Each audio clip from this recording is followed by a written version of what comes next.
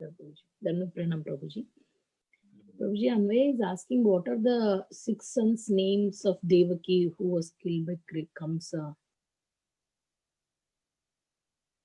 They are referred as Shadgarbhas, the 6 sons of Devaki. They were actually the 6 sons of Marichi. Marichi is one of the great sages and son of Brahma, direct son of Brahma. So when we read from Srimad Bhagavatam that once Brahma got bewildered and he was chasing his own daughter to have union with her, that is the time when these 6 sons of Marichi, they laughed at Brahma. They made fun of Brahma.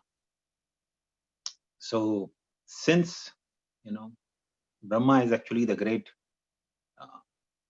personality and also the incarnation in the mode of passion, it was not appropriate for those 6 sons of Marichi to laugh at him. And therefore, as a result of that, they degraded themselves to the demoniac life. They became the sons of, grandsons of actually Hiranyakashipu. One of the sons of Hiranyakashipu had 6 sons. So, Kalanemi. Yeah, Kalanemi's son. And the Kalanemi, these 6 sons of Kalanemi, they perform great tapasya to please, Lord Brahma. When Hiranyakashipu was actually ruling the whole universe, that time Hiranyakashipu didn't wanted anyone to perform any worship other than worshipping him. So then Hiranyakashipu became very angry at them and he cursed them that you will be killed by your own father. So Kalanemi appeared as Kamsa, and these 6 sons of Kalanemi, they appeared as the 6 sons of Devaki, whom Kamsa killed personally. So they are actually the sons of Marichi, who were degraded to the demoniac life, the sons of Kalanemi, and then cursed by Hiranyakashipu, they again became the 6 sons of Devaki. Prabhuji, they are killed by Kamsa, right? What is the destination? Well, they went to the lower regions by being killed by Kamsa, but then Krishna brought them back, and he brought them back in the same body, in the same form Devaki had seen them, as small children. So they came and they sucked the milk from the Devaki's breast because Devaki was feeling tremendous affection for them. So they drank the milk from Devaki's breast, which was actually also sucked by the Supreme Lord. So they, in this way, got the remnants of the Supreme Lord. Though they were drinking the milk from their mother, but they got the remnants of the Supreme Lord. And thus they were delivered.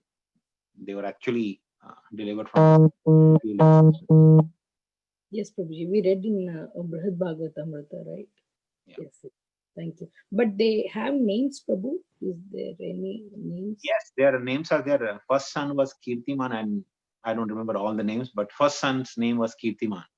Okay. That's mentioned in Bhagavatam. I think all the 6 names are mentioned in the first chapter of 10th canto. First or second chapter, I think. First or second chapter.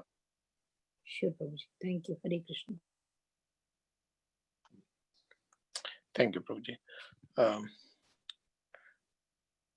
Radhakund Mataji, you can ask question. So Prabhuji, first you want me to ask today's question or yesterday's question? Maybe today's question first.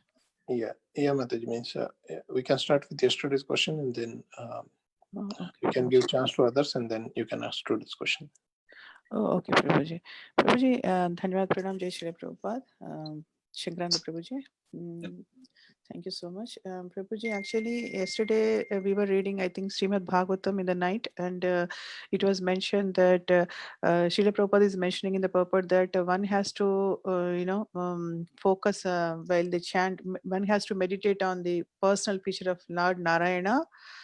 So, but when we are chanting Hare Krishna mantra, we are not focusing on any form, right? I mean, just we are focusing on the listening to the mantra. So, since there is no difference between the Lord's name and the form, so But why did Srila Prabhupada mention particularly in the purports that, I mean, one has to, focus on meditate on the personal feature of the Lord? Even Lord Narayana, Lord Narayana's name is also the same thing, right, Prabhuji? I mean, is there any difference between Lord Narayana and his form and name? No, there is no difference. Whether Lord Narayan, Lord Vishnu, Lord Ramchandra, Lord Narasimhadev, these are nothing but different forms of the Supreme Personality of Godhead. And there is no difference between the name and the form, paraphernalia, pastimes of the Supreme Lord. So, in general, the instruction, Prabhupada's instruction is that whenever you're chanting the holy name of the Lord, we should simply focus on hearing the holy name. And I don't know if there was mention of that one while chanting, one should meditate or remember the form of the Lord. But in general, Prabhupada's instruction was that when you are chanting the holy names of Krishna, you should try to focus simply on hearing. And if that meditation of hearing the holy name becomes perfect, then automatically within our mind, then the form, the pastimes of the Lord become manifest when we chant his holy names. Automatically, we don't have to put any effort. So if it automatically comes in the mind, it's well and good. So when do that stage comes, Prabhuji? When do that stage comes? It comes. I mean, while chanting, entering into the past tense, when do the stage comes? It comes. If we simply continue with the patience, it comes. Just like, if a person has got initiated from bona fide spiritual master and is chanting the holy name of Krishna, it's just a matter of time. Krishna will manifest in the heart of such a devotee, such a sadhaka. Just like when a woman is married and, she is serving the husband, it's just a matter of time that she will have a child. But the woman cannot say that, oh no, I'm married now, I want the child now. This moment the child should be in my hand. That's not going to happen. It'll happen in due course of time. It is guaranteed, right? In general, when there's the marriage between, when the man and woman get married, it's natural. The woman will have child in due course of time. So similarly, spiritual master is like the husband, and the holy name, the appearance of Krishna's holy name and form is like the giving birth to the child. So if a sadhaka, a disciple, is sincerely practicing Krishna consciousness, chanting the holy name of Krishna, and serving the spiritual master and the mission of spiritual master, the appearance of Krishna is guaranteed. There is no way that it will not happen. But we have to just keep continuing serving the mission of Guru and Krishna and continue chanting the holy name of Krishna. It will come. You really made me happy by your answer, Prabhuji. I have some hope now. But is there any possibility that it takes more and more births, or the same birth it might happen? It depends. Doesn't matter, for a devotee who is, just like, the wife who's dedicated to the husband, who loves the husband and, chaste and loyal to the husband. She doesn't care.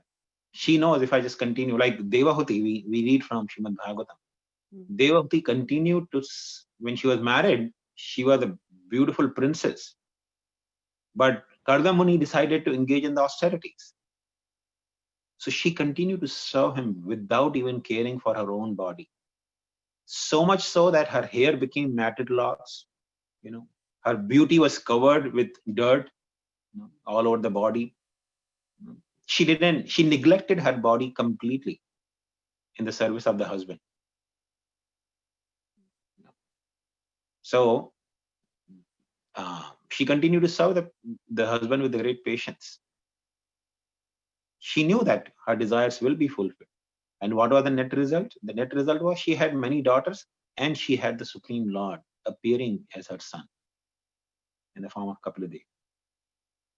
Yes, Prabhuji. So similarly, if we continue with patience, serving the spiritual master, serving the Vaishnavas, and serving the holy name of Krishna, by chanting sincerely, it will happen. Whether it happens in this lifetime or it takes many lifetimes, it doesn't matter. Because compared to eternity, what is this? Even if we have to go through 100 lifetimes, compared to eternity, it is practically nothing. There is a rishi called Lomash Rishi. He has a benediction that with the passage of one day of Brahma, that means every kalpa, one hair from his body will fall. Now, men generally have a lot of hair, not only on the head, but all over the body also. So he has benediction, he will continue to live as long as he has even one hair on his body. And one hair will fall only at the end of, one passage of one kalpa. So the Vedas the scripture actually explain that he has lifespan greater than that of Brahma. Even when Brahma dies, he continues to live because he has so many hair on the body. So one of the disciple of Lomash Rishi, he told once, Gurudev, you have such a long life. Why don't you build a hermitage? He never has even a small ashram built for himself. He keeps traveling constantly. So his disciple said, Gurudev, why don't you make an ashram? You are going to live such long life. He said, my dear son, the life is so short. The life is actually flickery. What is this long duration of life that I have? Compared to eternity, it is nothing but a flashing of light. So just imagine a person who has lifespan of Lomash Rishi. He is thinking this lifespan is insignificant. So even if we take few lifetimes or even 100 lifetimes, Lord Chaitanya told Mukunda. Mukunda was one of the intimate associates of Lord Chaitanya. So Mukunda, when Lord Chaitanya was revealing his Sataparharya Leela, the 21 hours pastime, when he was calling all the devotees and giving them benedictions. So he was calling everyone, but he would not call Mukunda. Mukunda is actually one of the very dear friends of Lord Chaitanya and very intimate devotee.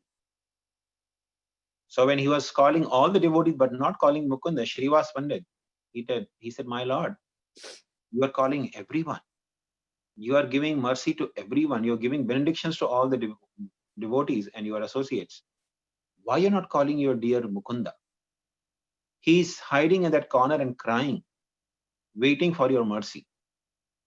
So Lord Chaitanya, when he heard this, he became very angry. He said, Mukunda, that rascal, I don't want to even see his face. He will not see my face. He shouldn't come in my presence. And Shiva Pandit said, but why? What had he done? So Mukunda had a habit, he used to go and hear the lectures on Yoga Vasishta. The impersonalists, they love to hear Yoga Vasishta. So Yoga Vasishta, though the instructions of Vasishta Muni, it's not advised by the Vaishnavas to be hearing that. Lord Ramchandra heard it from Vasishta Muni, but Vaishnavas are not advised to hear.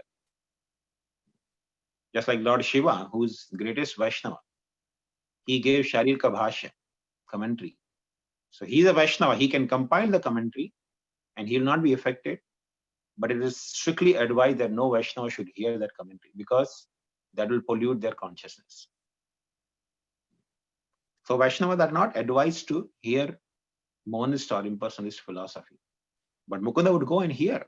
So Lord Chaitanya said, in one side, Mukunda comes in the assembly of Vaishnavas, holding the blade of grass in his teeth, humbly bowing down to Vaishnavas. He worships me in that way. On the other hand, he takes a club and hits on my head. So with one hand, he's touching my feet. With another hand, he's taking the clubs and hits on my head by going to the impersonalists and hearing from them. Because impersonalists, by their words, that the Supreme Lord has no form, doesn't have any legs, doesn't have hands. They are beating my transcendental form. through their words. So Mukunda hearing them is equivalent to hitting me on my head with a club. When Mukunda heard this, he started crying. Then he told Srinivas, please ask the Lord, will I ever receive his mercy? Will I ever get to see him? So Srinivas Pandit asked Lord Chaitanya, my dear Lord, Mukunda is asking, will he ever get your mercy? Will he ever get to see you? The Lord said, he will get to see me only after 10 million births. Hare Krishna. And as soon as Mukunda heard that he will get to see the Lord after 10 million births, he became so jubilant. He started dancing. He forgot all the crying. He became so jubilant. He started weeping. I will see.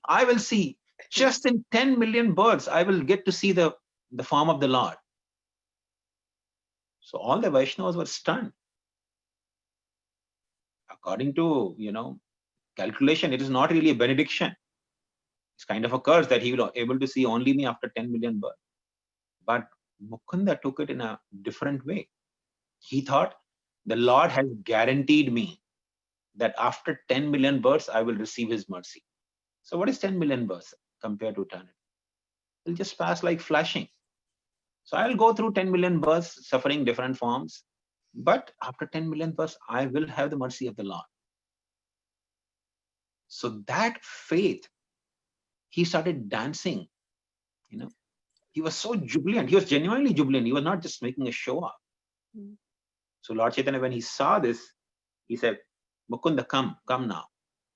But Mukunda was so much in ecstasy, he couldn't even hear Lord Chaitanya calling him. So Vaishnava had to go and bring him down and bring to Lord Chaitanya. So this is the kind of faith and anticipation of Lord's mercy devotee should have, with great patience. Even if Krishna wants me to take 100 million births or billions of births, and after that he assures me that he will give me his mercy, I don't mind. Because billions of births will also pass like this compared to eternity. I know sometime, even in this lifetime, the time doesn't pass, because when we are in distress, it looks like every moment is like, the years pass, not passing only. But compared to eternity, even few lifetimes or 100 lifetimes or even million lifetimes, they are insignificant. So a devotee with great patience, anticipating that Lord will show his mercy to me someday, continues to practice Krishna consciousness. That's how we should actually continue. Thank you. Thank you so much, Prabhuji. Very good. Grateful to you. Thank you so much. Really. Prabhuji, Can one I minute. add one thing? Yes, Prabhu, please go ahead. So you said there is no difference between name of Lord Narayan and Krishna and Lord Ram, but it was just by fluke that I was reading Krishna book I was just finishing it, and it says that Sahasra Vishnu Nam means three name of Lord Ram, and then there is one name of Krishna means it was somewhere here on the last pages. Yeah, three name of Lord Ram means one name of Krishna means we are chanting Sahasra Vishnu Nam. So I don't know. Maybe it was in a different context you told. Yeah, I mean, but, Mataji was asking, is there any difference between the form of Narayan and the name of Lord Narayan? okay, yeah. So So it was in a different context. Okay. It was in different context. So yeah. So I was just little confused. So there's a follow-up question. The different names of the Lord have the different rasa bestowed upon the chanter. But that's a more technical details. But in general sense, we say there is no difference between the Lord and his form, his name, his pastimes, his instructions like Bhagavad Gita. They are all on absolute plane.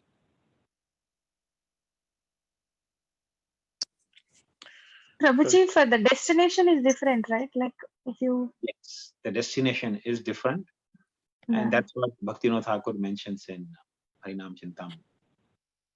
The chanting of the names of Krishna. What kind of name one is chanting? That will bring a certain kind of deliverance or liberation. And the speed of liberation will also be determined by what kind of names a person is chanting.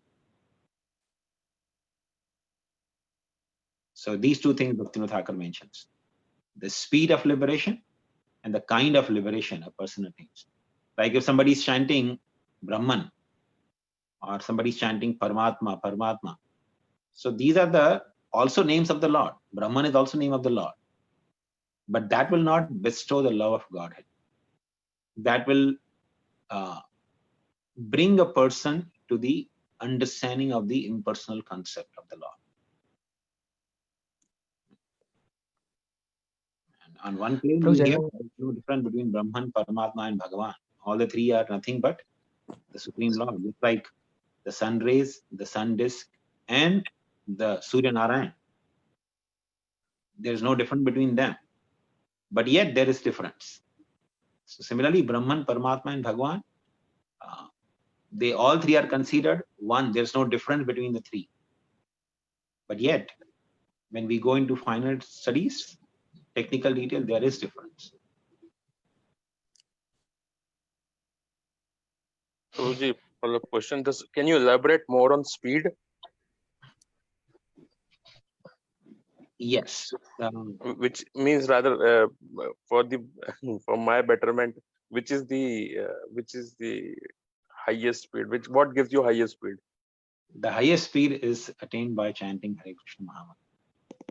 So if you simply chant Hare Krishna Mahamantra, coupled with Panchatattva mantra, the speed is topmost. This is the best technology available in all of creations at all times. There's nobody who can invent better technology than this. This will give the fastest deliverance. Just like, in aviation industry, they always want to find better and better speed. But the best speed of deliverance is already invented, given by the Lord himself. If you chant this Hare Krishna Mahamantra, you attain the topmost destination in the spiritual world, and the speed is faster. The speed is reduced by offenses. If a person continues to commit offenses to the holy name, that hindrance is the speed. Just like when the flight is going through the thick clouds, it hinders the speed and also shakes the flight very much. So if a person is feeling disturbance in practice of Krishna consciousness, and the speed is hindered, that means there are definitely clouds of offenses. And therefore, Vaishnava Acharyas have warned us to avoid committing offenses when we chant the Hare Krishna Mahamantra.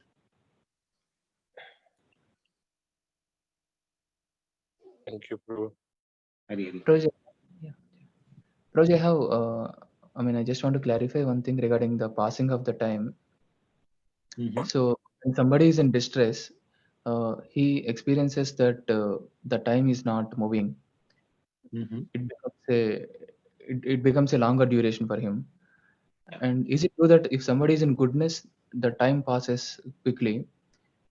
And is that the reason that, because the demigods, because the time passes quickly for them, they are given a longer durations, and in the hellish planets, because the time is, because they have to experience all those miseries, the time is shorter. Is that the reason, Prabhuji, or how do we? It's not true. Even in hellish planets, people have longer durations of life, much more longer than the human beings. In the hellish planets also, the living beings have to rot for some time, thousands and sometimes even millions of years. So they are given an appropriate body where they can continue suffering for millions of years. So And as far as the passage of the time is concerned, the time's passage is exactly the same throughout the universe. Not that the time is passing slowly for the devas or the human beings and passing faster for the devas. Nothing like that. The time is clicking in the same speed for everyone. So when I say 100 years of mine, that is just nothing but, each year is, there are 100 days in heavenly planets. That's it. But the ratio, the proportionate ratio is the same. When our 100 years are passing by, or our whole 1 year is passing by, that only passes 1 day of the demigods. The only difference is they continue to have stamina to enjoy for longer. So for example, when I sit to eat, I finish eating in 20 minutes. When demigods sit to eat, they also continue to eat for 15-20 minutes of their time. So their enjoyment of eating is prolonged for.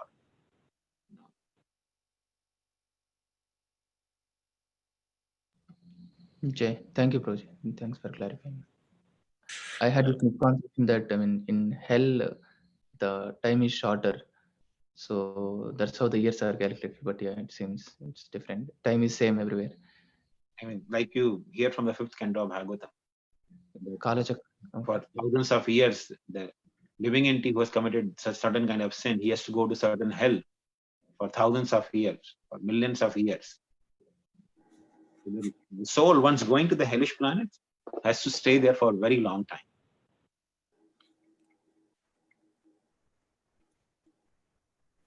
I heard some story like somebody committed. I mean, he committed some good activities and he committed some bad activities. When he was given a chance to go to which place first, he chose heaven, and then he went there, and then he stayed back for a longer time. He started committing the devotional activities more, and then he stayed there. So, okay, Broj, I think, yeah, my understanding is wrong, it seems. Yeah. Thank you. Actually, the time passage is same everywhere. It's not that, and everyone gets to stay in a certain region based on their karma. Just like, if a person has committed some crime, so he's put into jail. The term of punishment in the jail is given in proportionate to his crime. Right? So, and the person who's living in the jail and the person who's living in a 5-star hotel, paying some money, time will pass for both of them equally. Time will not differentiate. So demigods, you can say they are living in 5-star hotel, and a living entity in the hellish planet is like in the jail, in the prison house. Technically, everybody is in the prison house, but relatively, we are talking about.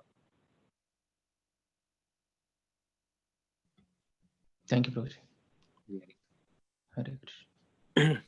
So yeah, I have a follow-up question. Yes, Prabhuji, you mentioned a story of Mukundaji, and in that he at least had hope that, okay, after million years, he will surely get mercy. But as a neophyte, or as we are practicing, like sometimes I feel myself like I'm not good at that, like whatever sadhana I'm doing, I'm not good at that. So what hope is there to get that mercy for sure shot from Vaishnavas and from Mahaprabhu? So can you just throw some light on that, Prabhuji, on that part as well? But attaining the mercy of Vaishnavas and attaining the mercy of the Lord is like asking for the sunlight when the sun has risen. It is available. It's actually available for everyone. But the only thing is the person is willing to receive it or not, especially the mercy of the Lord. is also available for everyone. Just like Chanakya Pandit says, just like the sun never withdraws the light from the house of a Chandal and house of Brahmana. When the sun rises, if there is the house of Brahmana, next to it is the house of Chandala, both will receive the same sunlight. So mercy of the Lord is actually equally available for everyone. Now, as far as the mercy of the Lord is concerned, one can attract that mercy more and more by serving the Vaishnavas. So the way to attract the mercy of the Lord more is by serving the Vaishnavas. So Brahmana, when he is engaged in worshipping the sun, Surya, when the sun is rising, the Brahmana is worshipping. So Brahmana receives the good wisdom by the blessings of Surya. So say for example, a Brahmana, as soon as the sun is rising, is offering arka, offering water to Surya Dev. Okay, he receives the blessings of the Surya Dev, attracting more and more mercy of Surya Dev. A Chandala doesn't do anything, so he doesn't derive that benefit. Okay. So similarly, a person who becomes receptive to Krishna's mercy, he derives more and more benefit. And the way to derive Krishna's mercy is by serving Vaishnavas. And receiving the mercy of Vaishnavas is very simple. As long as we do not have any offensive mentality or any grudge against any Vaishnavas, it's very easy to please Vaishnavas. The easiest way to please Vaishnavas is by serving them prasada. Generally, Vaishnavas are not very demanding. Jai.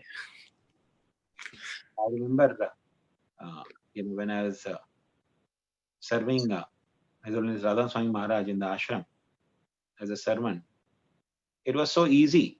When Maharaj would sit for eating, he'd say, "Take Krishna book and read loudly." So I would read Krishna book, and even though sometimes I'd feel sleepy, the afternoon time, especially when I was serving Maharaj in Bhaktivedanta hospital, afternoon time sometimes you'd feel sleepy, but I would try to chant loudly and as appearing to be enthusiastic, because Bhaktisiddhanta Thakur said, even if you're not enthusiastic, act enthusiastically. So I used to read loudly and enthusiastically, even if I felt sleepy. So Maharaj used to appreciate. He said, he actually mentioned a couple of times that when Shankaran reads Krishna book, he reads with so much enthusiasm. So it's not really very difficult to please Vaishnavas. If you simply, even though I had actually, when I was reading Krishna book for Maharaj, I never had enthusiasm or a great appreciation for Krishna book that time. But if you simply do it, acting enthusiastically, the Vaishnavas are pleased. Jai. Thank you very much, Prabhuji.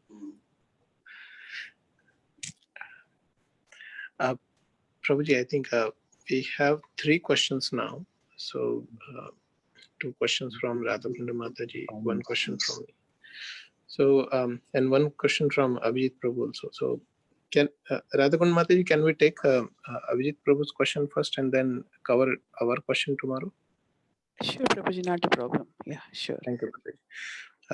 Abhijit Prabhu, you can go ahead. You can ask question. Hare Krishna Prabhu, this is Abhijit. Please accept my humble obeisances. All glories to Srila Prabhupada. So I read in Nectar of Devotion in the beginning, somewhere, about yoga siddhis, where yogis can achieve mystic perfection through meditation. So for example, like prakamya is like magic, where they can basically do magical things. Anima Siddhi is where they can enter into stone, and similar ways in which they can enter into a place thousands of miles away. So I was just wondering if that was even possible in this material world within Kali Yuga. It is possible at all times. There are still yogis living in Himalayas who can do all these things. But the only thing is, they don't come to public. They just continue doing their sadhana Himalayas. Sometimes some yogis get bewildered and they come in public and try to make a show. Like, we had some yogi in India who was claiming himself to be God, and he was doing all such things, creating ashes, and people would see from his pictures also sometimes rice or ashes will fall, and they would consider him God. So some yogis, they do get bewildered and come in public, but most of the yogis who have these siddhis, they know these siddhis are not the real gain they have. So they continue their sadhana, living in Himalayas. But there are a lot of yogis. It's possible in every age. If you do sadhana, you do get the results. Just like if you're chanting Hare Krishna, we do get the result. Similarly, when they practice Ashtanga Yoga process, they will get the result irrespective of the Kali Yuga or any other age. And there are actually yogis who live in Himalayas. They are few hundred years old. They don't have just 100 years lifespan. They actually live longer duration of life. I think once Radhanath Swami Maharaj was explaining that when he was traveling in different places, holy places, one place he saw there was yogi, and Maharaj said he personally saw, he witnessed that. He was sitting in meditation, and all of a sudden his whole body started rising above the ground. He was floating in the air. And he was not even conscious. He was just floating in the air. Maharaj mentioned that I was amazed how this person is defying the law of gravity. And people in the most part of the world, they don't even believe that anything like this is possible. So there are a lot of such yogis in the Himalayas. They don't come out. They don't come out and make a show or display of their siddhis. Okay, thank you so much, Prabhu. Again. So where are you from, Abhijit Pro? I think you're joining for the first time, right? Yeah, this is yeah, I'm joining for the first time in the morning call. I also came. Sajanand Gaurang Pro's son. Really, nice to have you. Yeah, thank you so much, Prabhu. Hare Krishna. So I think it's So- almost 8 o'clock. Yeah. Yeah, go ahead, Sachidanand Madhav Pro. You're saying something? Yeah, so my wife has also joined today for second time.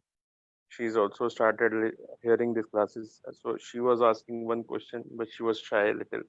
She asked that if you said that all the 6 sons of the